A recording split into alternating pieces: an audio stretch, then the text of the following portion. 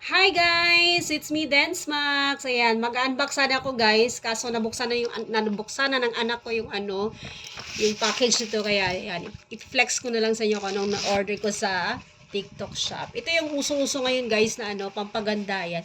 Naano ako na inganyo kasi it's 50%. Ang tawag doon, buy one take one. Ayan, buy one take one. Ang mahal kaya nito sa mall guys. Ayan, 'di ba?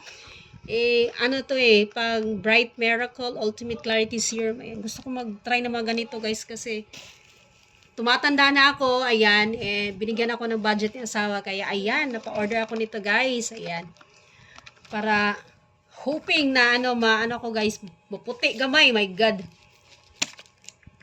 Ayan, ito yung itsura. Tingnan natin yung itsura. Never pa ako nakatry nito. And let's find out kung puputi ba tayo nito. Wait lang, paano ba ito buksan? Ayan. Tingnan natin kung ano yung itsura. First time ko mag-order ng mga ganito kamahal na pampaganda. Ayan. Hindi naman masyadong mahal. Kaso lang, wala sa budget and wala, ganda pa ng guys. So, bumibili ako nito guys, yung patingi-tingi lang ba, ayan. It's first time ko bumili ng ganito. Wow, ito pala yung itsura, oh.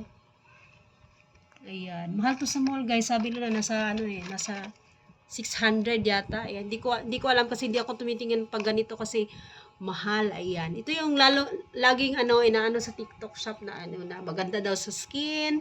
Lalo pag may edad na gano'n. Ayan, it's niasourcinol. Ayan. Ayan, yun lang guys. Diba nakatipid ako? Ayan. Thanks for watching. Bye!